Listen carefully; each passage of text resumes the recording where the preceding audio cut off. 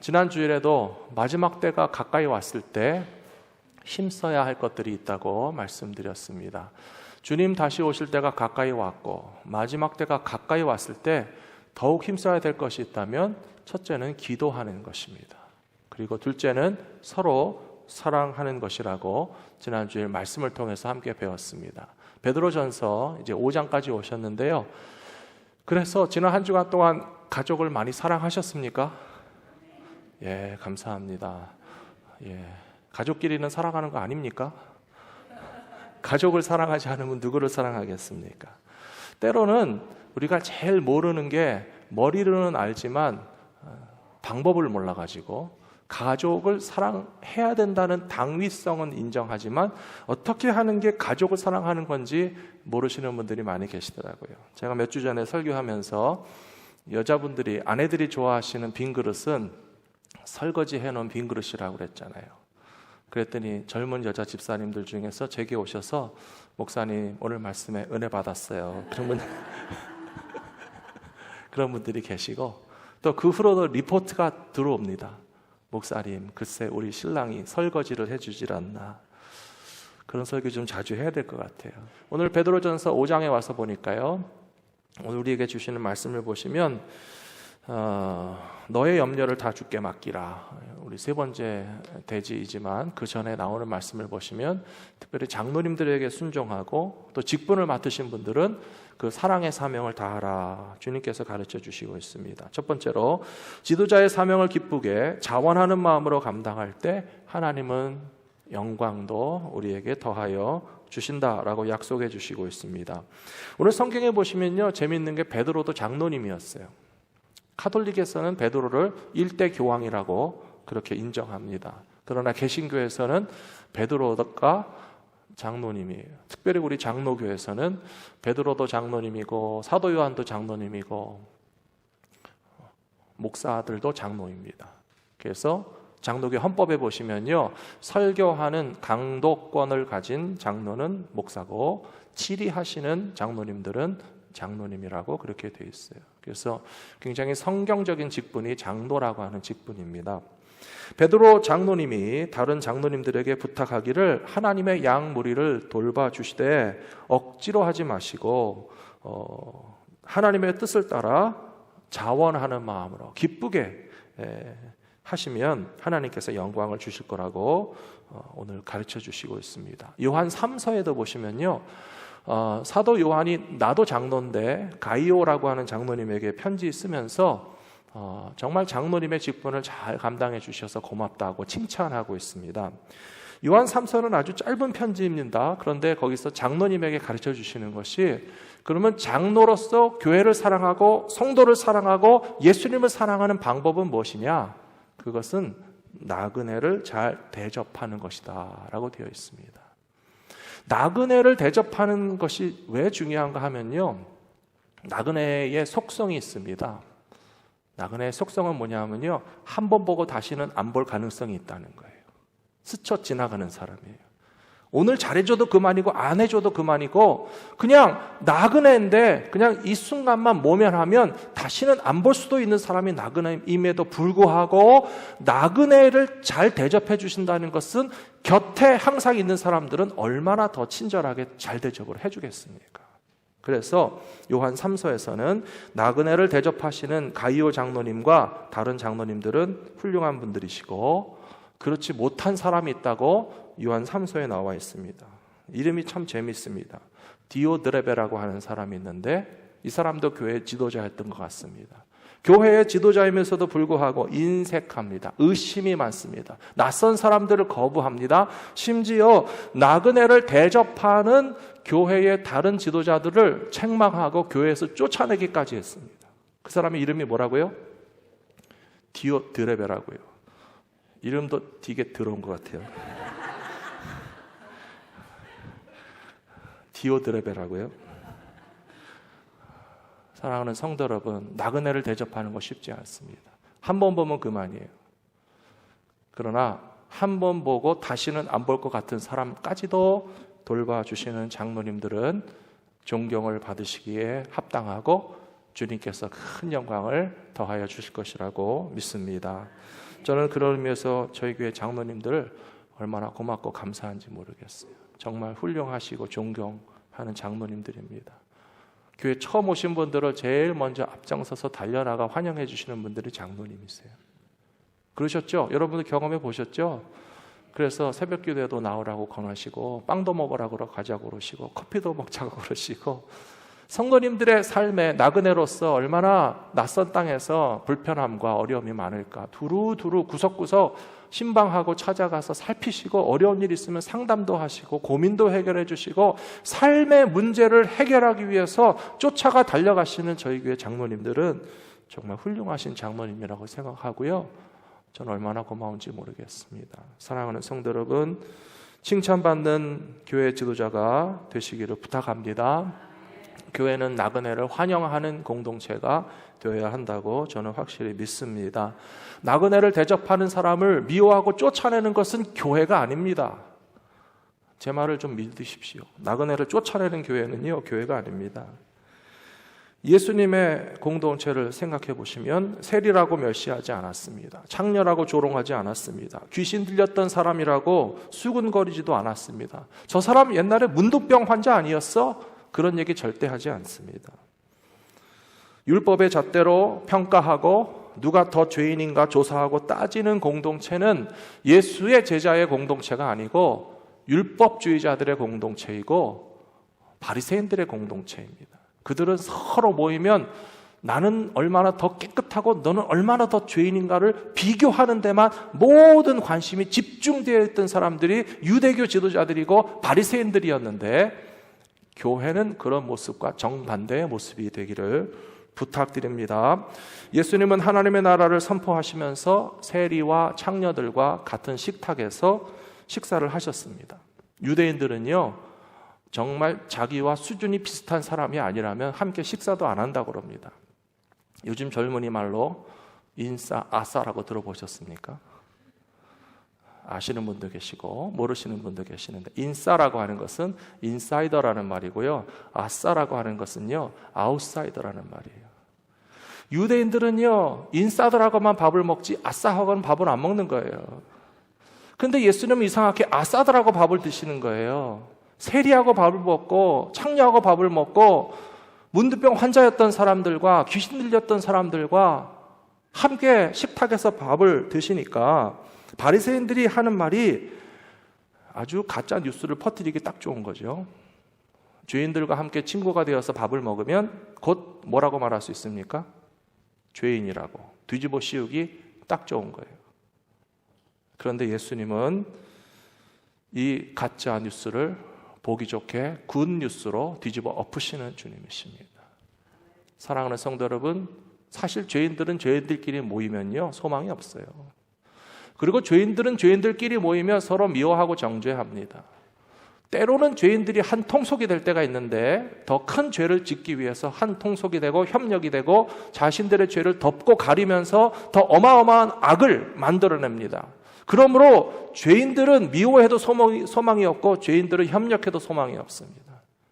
그러나 죄인들이 예수 그리스도와 함께 있으면 소망이 될 줄로 믿습니다.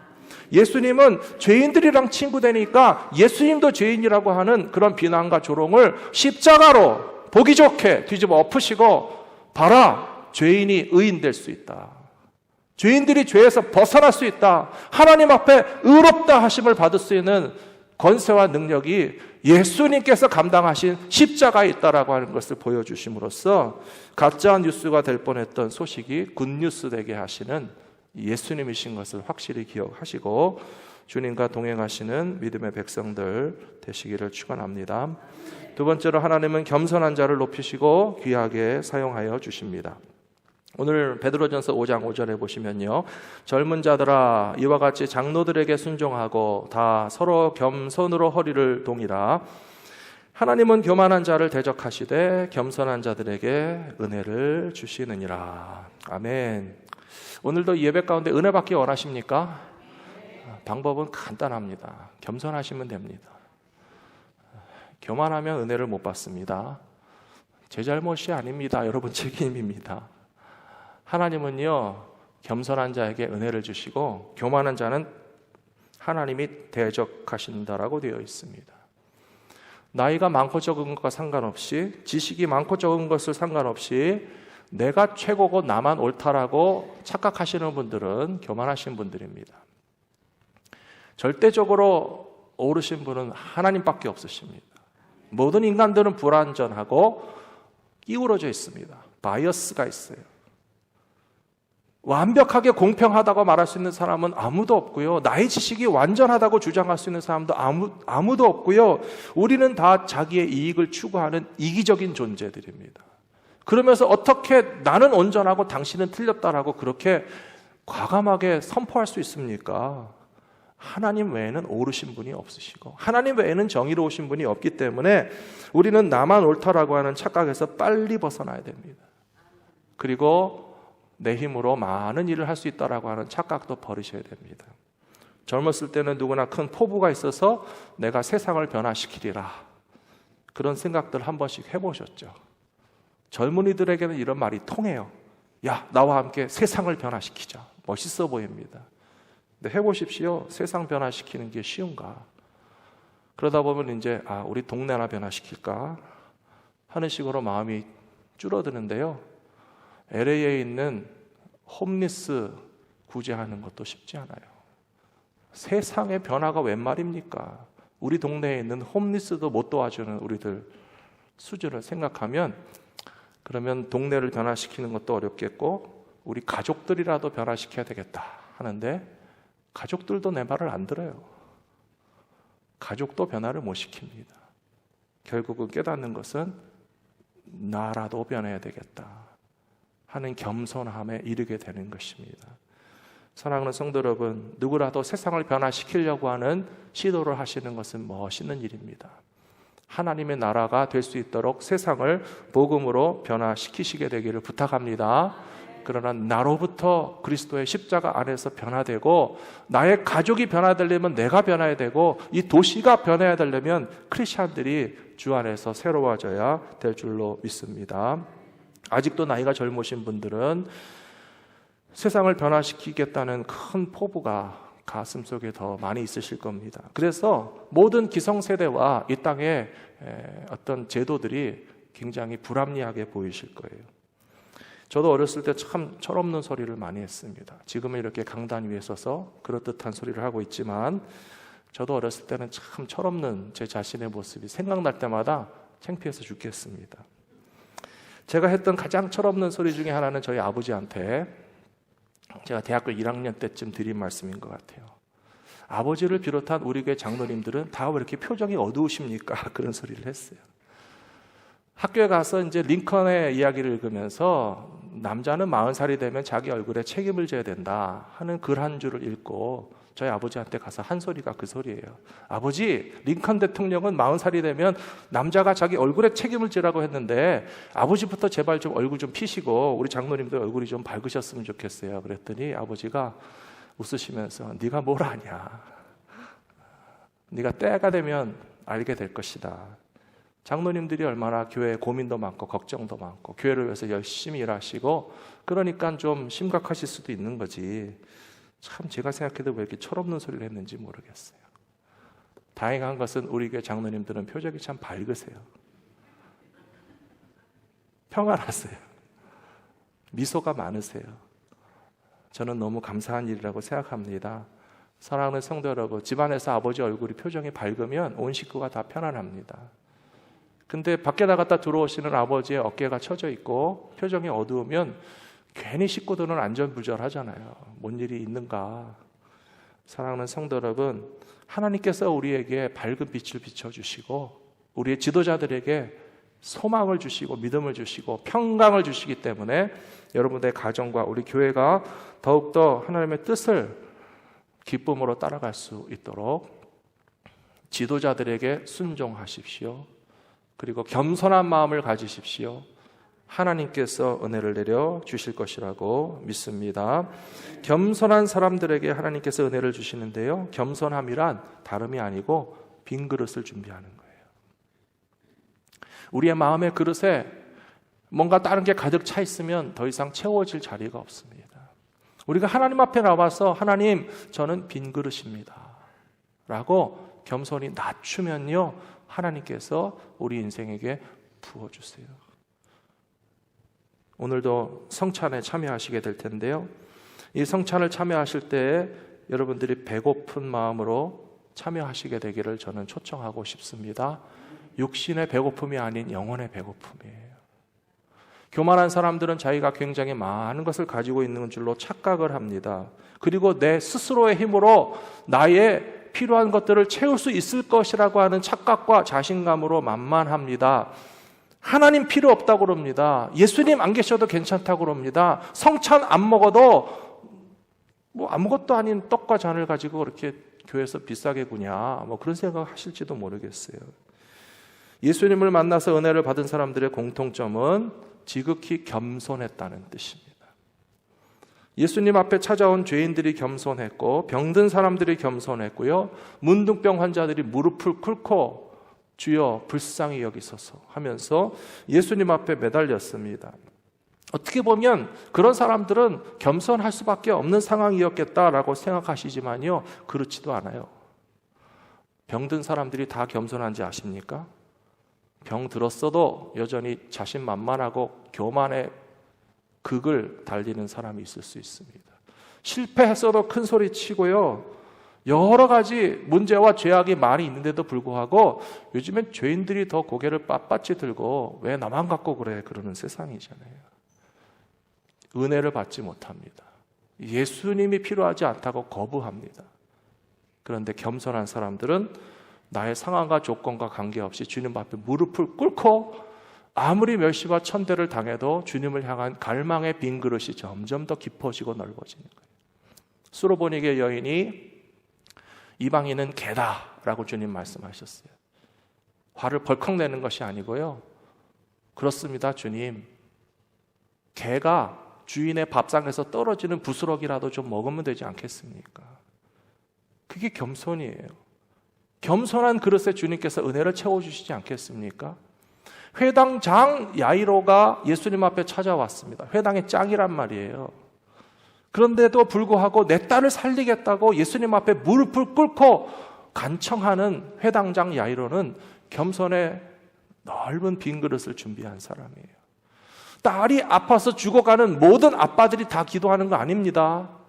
예수님이 도와주시지 않으면 안 되겠다라고 하는 겸손하고 진실한 마음을 가진 아버지들만이 주님 앞에 나와서 기도할 수 있는 것이고, 겸손의 그릇을 준비한 믿음의 사람들에게는 한량없는 은혜를 부어주시고 채워주신다는 사실을 우리들이 기억해야 될 줄로 믿습니다. 로마 군인 백부장, 겸손할 필요가 있습니까?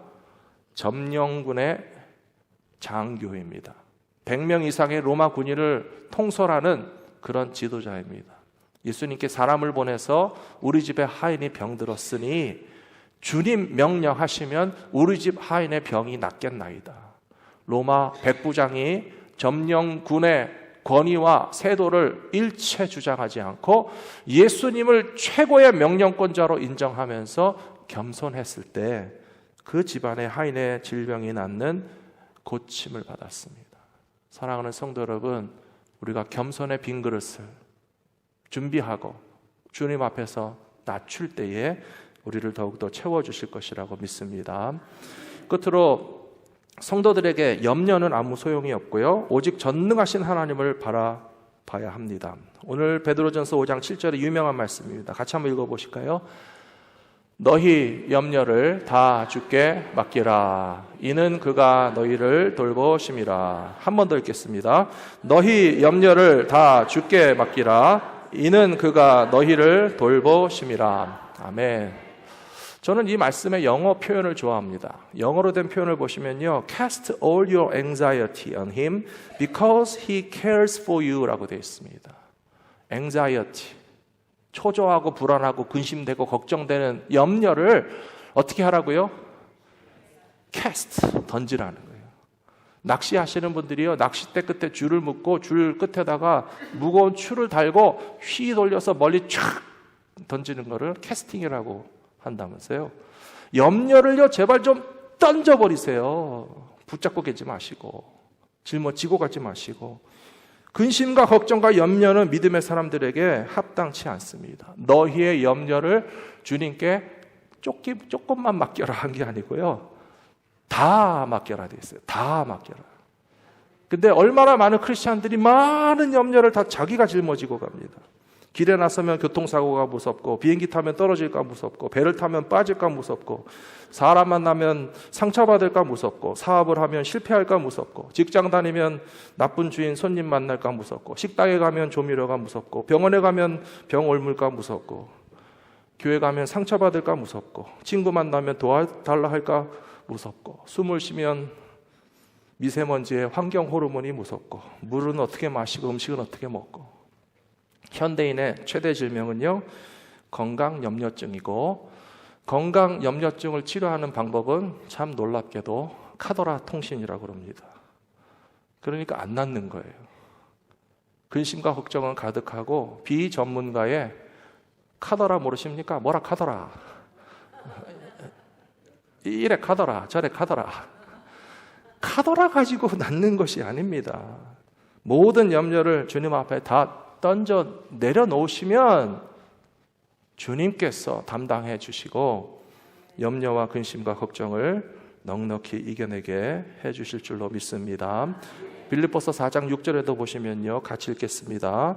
아무것도 염려하지 말고 오직 모든 일에 기도와 간구로 너희의 구할 것을 감사함으로 하나님께 아뢰라. 아멘. 여기서도 분명히 아무것도 염려하지 말라고 그랬습니다.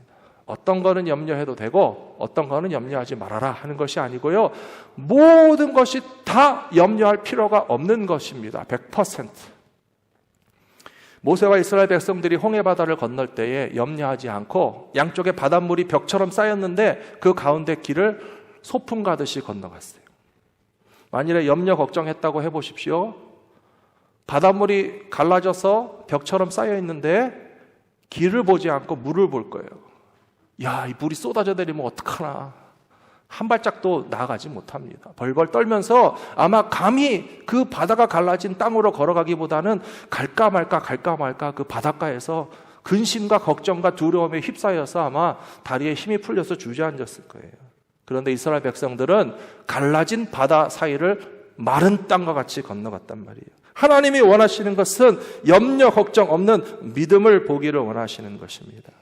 광야 40년 동안에 저들이 농사 짓지 않았습니다. 60만 명의 사람들이 다 먹고 살았습니다. 그런데 광야 40년 동안에 탈락한 사람들이 있죠. 탈락한 사람들의 특징은 염려와 걱정이 자라나서 원망과 불평에 이르게 되면 실패했었다는 사실을 우리는 기억해야 됩니다. 사람이기 때문에 염려할 수 있고 사람이기 때문에 걱정할 수 있습니다. 그런데 염려와 걱정이 점점 더 우리 안에서 커지게 되면 결국 그것은 불평과 원망으로 터져나가게 되고, 하나님 앞에서 불평과 원망이 곧 불신앙이라고 했잖아요. 그리고 그 출발점에는 근심과 염려가 있어요. 그래서 아무것도 염려하지 말고 빌립보서 4장에서는 하나님 앞에 감사함으로 아뢰라 그랬습니다. 하나님, 감사하기 힘들 것 같은데요. 아니에요. 감사할 수 있어요. 바다가 갈라지잖아요. 광야길 가운데 만나를 주시잖아요. 고기를 달라 하면 메추라기를 보내주시잖아요. 염려와 근심과 걱정과 원망과 불평은 불신앙의 사람들의 전유물이 되어야 합니다. 홍해 바다를 건넌 다음에 나중에 요단강을 건넜죠. 요단강을 건너는 이스라엘 백성들도 그 인간의 내면 세계에 있는 불안과 염려를 버리기 힘든 줄 알았기 때문에 장로님들이 어떻게 하셨습니까? 요단강 한 복판에 법궤를 들고 제사장들이 끝까지 강물 한 복판에 서 있었어요. 강물은 멈췄어요. 하지만 그 물이 언제 다시 쏟아져 내릴지 모르기 때문에 사람들은 불안하면서 강을 건너는데, 장로님들은 보란듯이 백성들에게 걱정하지 마라. 지도자들이 이 강물의 한 복판에 서 있을 테니까 물이 쏟아져 내려와도 우리가 먼저 쓸려 내려갔고 하나님께서는 결코 우리가 건너는 요단강이 물이 넘치지 않게 하실 것이다라고 하는 것을 보여주려고 장로님들은 그 한복판에 법궤를 들고 끝까지 서 있었어요. 백성들은 다 지나갔어요. 그리고 장로님들이 거기서 돌을 12개 들고 빠져나왔을 때 그때 다시 물이 흐르기 시작한 거예요. 결론적으로 걱정할 필요가 없다는 거예요. 걱정과 염려와 불평과 원망은 불신앙자들의 전유물이 되어야 합니다. 여리고 성이 있었을 때에 성 안에 사람들이 불안해해야지 성 밖에 있는 사람들은 불안해할 이유가 전혀 없습니다. 하나님의 말씀에 순종하기만 하면 됩니다. 한 바퀴를 돌고 두 바퀴를 돌고 성 안에 있는 사람들이 처음에는 비웃었을 거예요. 밖에서 쟤네 뭐 하는 거냐? 우리 성 바깥에서 돈다고 성이 무너지겠냐? 쓸데없는 일을 한다라고 비웃고 조롱했을 텐데요. 슬슬 불안해지는 것은 그 안에 있는 사람들이에요. 참 이상하다. 할 필요도 없는 일을 왜 할까? 40년 동안의 광야길에 가나안 7족속을 다 물리치고 코앞에까지 닥친 유대 민족이에요. 저들의 하나님이 만만치 않은 하나님이신 것 같으니까 조금 불안하다, 염려된다, 근심된다, 만일에 쳐들어오면 어떡하지? 라고 하는 불안과 근심과 염려와 휩싸기 시작했을 때 마지막 7일째에 여리고성이 무너지기 시작하자 바로 근심과 염려에 휩싸여 있던 성 안에 있는 사람들의 마음이 무너져 내린 것이에요. 사랑하는 성도 여러분, 성 밖에 있는 우리들은 조금도 불안해하실 필요가 없어요. 하나님이 우리와 함께 하시고 하나님의 말씀대로 순종하면서 전진하면 우리 앞에 있는 홍해도 건너게 하시고 요단강도 건너게 하시고 여리고성도 무너지게 하시는 분은 바로 어떤 하나님이시라고요? 빨간 글씨로 되어 있는데요. 어떤 하나님이시라고요? 전능하신 하나님이에요. 하나님은요, God Almighty, God Almighty. 모든 일을 다 하실 수 있는 전능하신 하나님이 우리의 아버지가 되시기 때문에 염려와 근심과 걱정은 우리 안에 있을 필요가 없는 것입니다. 그리고 염려와 걱정이 자라나서 원망하고 불평하는 것은 더욱더 하나님의 자녀로서 있을 수 없는 일입니다. 왜냐하면 우리를 도와주시는 하나님은 어떤 하나님이시기 때문에요? 그렇죠. 빨간 글씨로 되어 있어요. 전능하신 하나님, 하나님께서 우리를 돌보아 주시기 때문에 어떻게 하셔야 되겠습니까? 우리의 근심과 염려는 다 던져버리시고요. 너희는 나의 자녀다. 내 아들 예수의 피로 핏값을 주고 산 내 소유물이다. 주님께서 우리에게 먹이시고 입히시고 돌보실 것이 확실하기 때문에 주님 다시 오실 때까지 근심과 염려는 내려놓으시고 기도에 힘쓰시고 마땅히 사랑해야 할 가족과 성도들을 더욱더 뜨겁게 사랑하며 살아가시는 모든 성도들이 다 되시기를 축원합니다.